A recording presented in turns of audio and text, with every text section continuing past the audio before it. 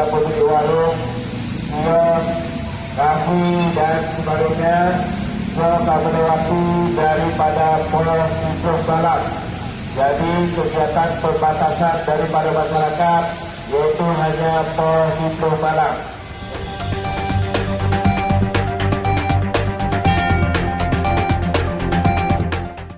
Batasan daripada masyarakat yaitu hanya bisa pukul 22.00 ataupun per itu malam.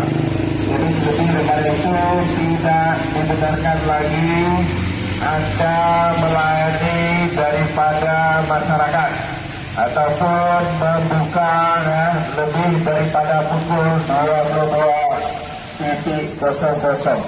Setelah lagi kami mengimbau kepada pemilik warung, kafe, kios, mall dan sebagainya yaitu segera ditutup berhubung Lok Sumawi memasuki zona merah.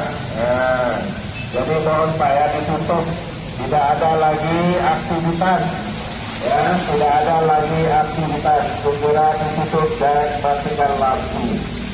Sekali lagi kami mengimbau kepada pemilik warung, kios, kafe dan sebagainya serta melewati daripada pola siklus balap.